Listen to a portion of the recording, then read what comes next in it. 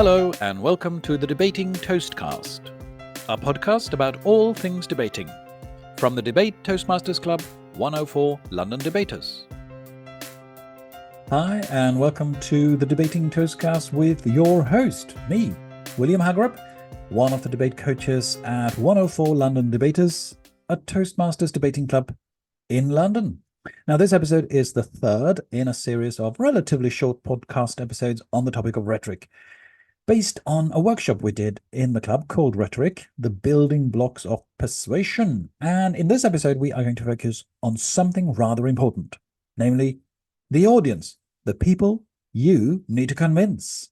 The first thing to have in mind when you are preparing for a debate or a speech or a written proposal or whatever it might be where you are trying to persuade someone else about something is to avoid one of the most common mistakes people make in any communication, really, and that's focusing merely on what you need to say. In persuasion, it's not about what you need to say. It is about what they need to hear. So it's not about what you need to say. It's about what they need to hear. I forgot this myself in a recent debate that I was in. It was about wokeness, and I was so keen on including all the points that I thought were so important and that I had researched and done a lot of work, and I thought they were very clever points. And I just had to say that I needed to say them. I've got all these wonderful points. I must say them all. What I forgot to ask myself was whether this was really what the audience needed to hear in order to vote for my side of the argument. Well, it wasn't, and so they didn't, at least not enough of them to win the debate.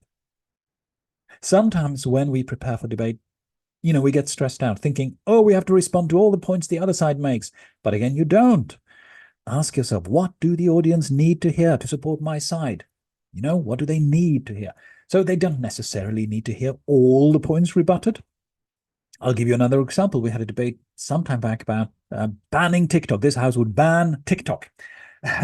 But the opposition was able to point out that many of the arguments made by the proposition were not actually specifically about TikTok, but against sort of all social media. The arguments would be true about all social media. And therefore, if you agreed with those arguments, well, then you had to ban all social media. And that was something the audience were not prepared to go along with. And so therefore, the opposition didn't have to rebut all the points the proposition made, because they were able, with that point, to say to the audience what the audience needed to hear. Now, one difficulty with communication, which we will come back to under pathos, is that when you say, for example, car, easy enough word, isn't it? Yeah, but hey, you'll be thinking of one type of car, and the audience members, well, they may be thinking of all sorts of different cars. Perhaps a Mercedes, perhaps a Jaguar, or perhaps a Ford Fiesta, who knows? And they will also have different emotional reactions to this word. And this is called connotation. So where denotation is the word that means the sort of dictionary definition of a word. So you look up car in the dictionary, and whatever is described there, the actual meaning of the word, that's a denotation. But connotation means all the associations you get to the car, including, a positive feeling if you like cars, or a negative feelings perhaps if you don't. And that's why the choice of words is so important. But as I say, we will return to that in a separate episode. For this episode, it's enough to remember that what you mean to say and what they actually hear may be very different indeed. So far, I've said it's all about what they need to hear, but what exactly they hear, or rather how they respond emotionally, intellectually to that, is something you can't fully control. So that's just important to keep in mind. And that's also why, before you can craft a good argument or speech, you do need to be aware whom it is you are trying to convince, right? You will need a completely different register if you are speaking to a room full of, say, religious people, as opposed to a meeting in the new atheist society, if such a one exists. Now, you've all heard, I'm sure, the advice, know your audience.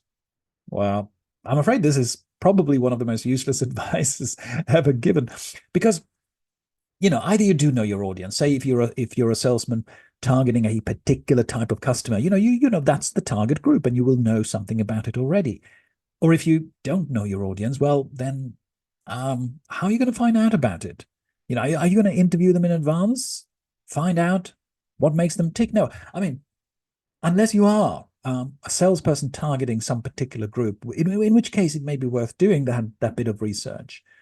Then how are you going to find out about a room, say, of 50 to 100 people, all from different backgrounds? You can't interview them on their way in, tick off a box or a form, with various boxes as to what's important to them.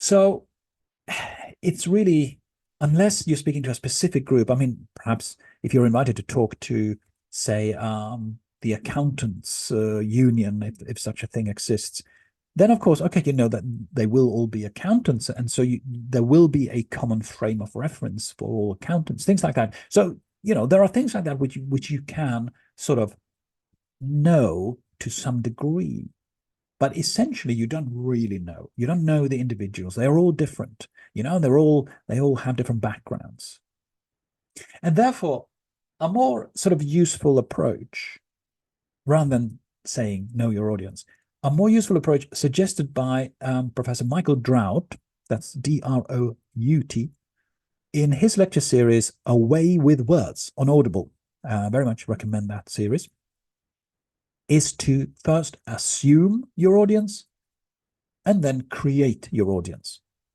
I'll say that again. First, you assume your audience and then you create your audience. Now, assuming something about your audience may not actually be all that difficult. I was on the proposition team recently for a debate on the motion this House believes Brexit is a success. And when we prepared our argument, I tell you, we certainly agreed to assume something about our audience, because this is a London-based club. So most people are, Londoners, they are urban people. And we know that London was very much a Remain voting area. And so it's likely that most of the audience will be of the Remain perspective rather than the Leave perspective. And that's why, as a team, we try to avoid making any points that would sort of unnecessarily antagonize those Remain voters. It's easy to assume that everyone agrees with you, or that most of the audience agrees with you. You make some snide comments, say, about Trump or Boris Johnson. This is sort of the often standard people to make fun of, often in urban environments. But in London, perhaps you are likely to get a favorable response to that. But listen, there are people who like Trump. There are people who like Johnson very much. And of course, it works the other way around, making fun of Jeremy Corbyn or Keir Starmer or whatever. You may get a titter of laughter from doing that sort of thing, but you will also alienate some people, perhaps the people whose vote you need to win. And therefore, what did you gain from that? Probably nothing at all. Not everybody will share your prejudices and your perspective. And so just be careful. Do not antagonize people unnecessarily. Now, of course, in making any argument, and especially if it's a contentious or controversial issue, you will by necessity antagonize some people. You can't help that. Otherwise, your argument will be pretty bland. But what I'm talking about is don't alienate them unnecessarily. Okay? Unnecessarily. That's the key word. All right. Now let's go on to the more difficult part. So you remember I said assume your audience first, okay, and then create your audience. So how on earth do you do that? Well, I don't know if you heard the previous episode, which was on the empathy meme. In there, we looked at a recent article in The Spectator by the former Supreme Court Judge Jonathan Sumption, where he argues for Britain's withdrawal from the European Court of Human Rights. So let's take another look at that article.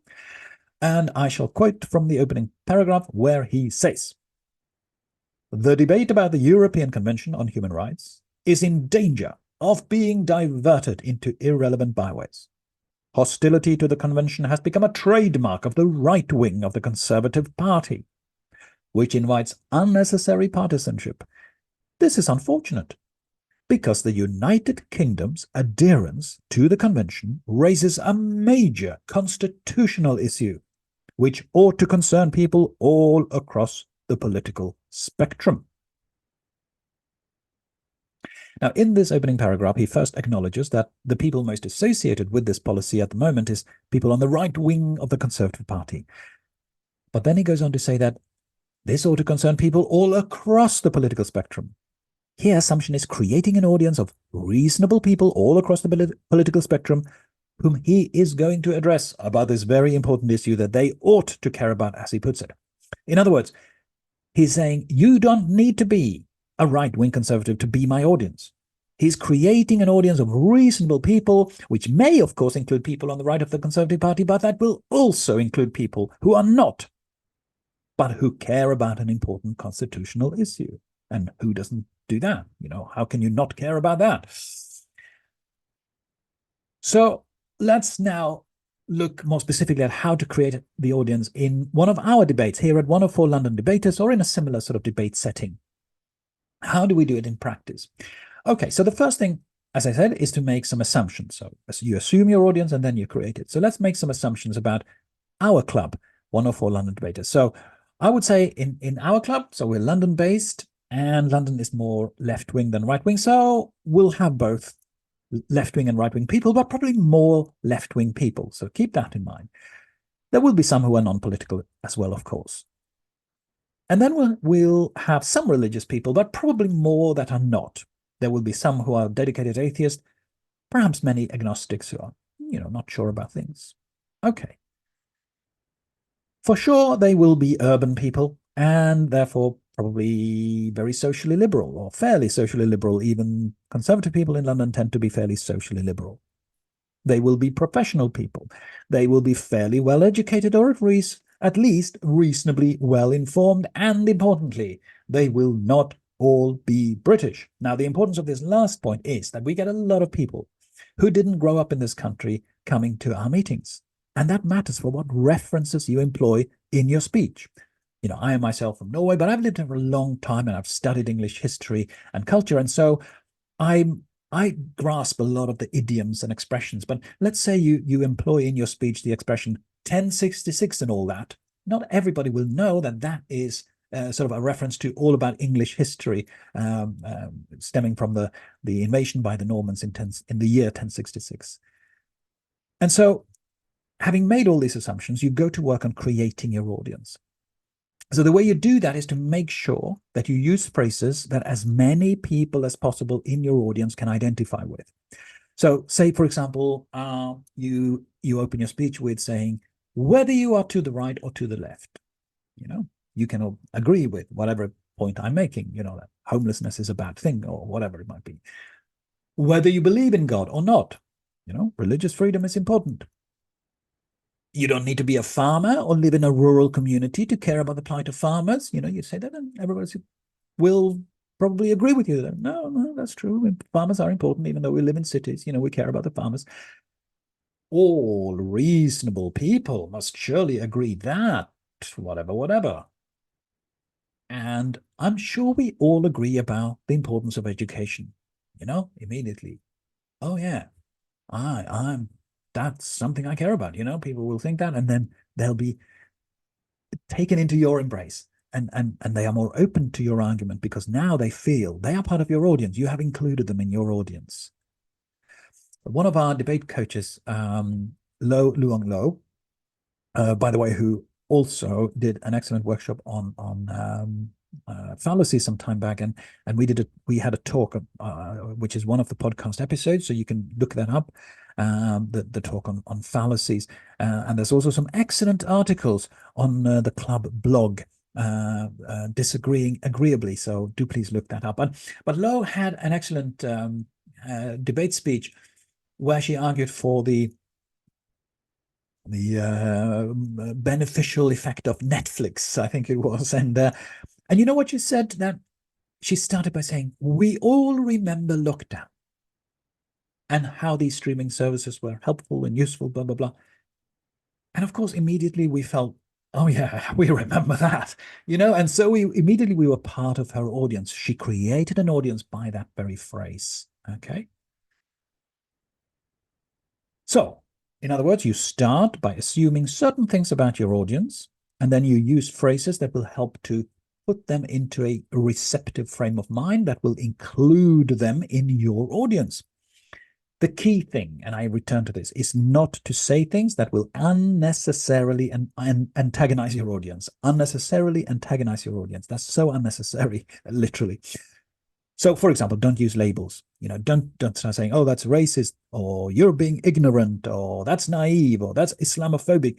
These labels, they just antagonize those who feel you are aiming for them, and also it's not helpful for anybody. It doesn't really enlighten anyone.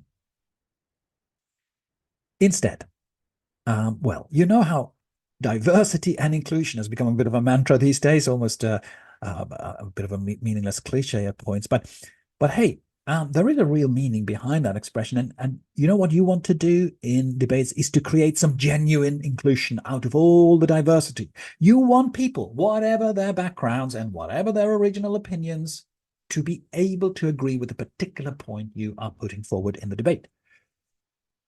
Another example, back in, I think 2022 it was, we had a debate in the club about, the Roe versus Wade being overturned in the US Supreme Court. Now, I was on the proposition team, and we were very, very careful to say that, look, you do not need to be against abortion to agree with us that this was a legally correct ruling, because that was what the debate was about in the way that we framed it. So instead of antagonizing those who were in favor of abortion, and again, we can safely assume our audience in London, in England, will mostly, for the most part, majority will be in favor of legal access to abortion. And so what we did was to create an audience of people where they were included in the audience. We said, look, you don't need to be against abortion to just agree with the argument that the ruling was legally correct. And we made other points as well. I should hasten to add, so that was the only point. But that was one way of sort of including those who felt that they sort of disagreed with the result of that ruling in America, but that they could still agree that actually it was legally correct to do it, and then to be able to consider all our other arguments as well, because now they were included in our audience.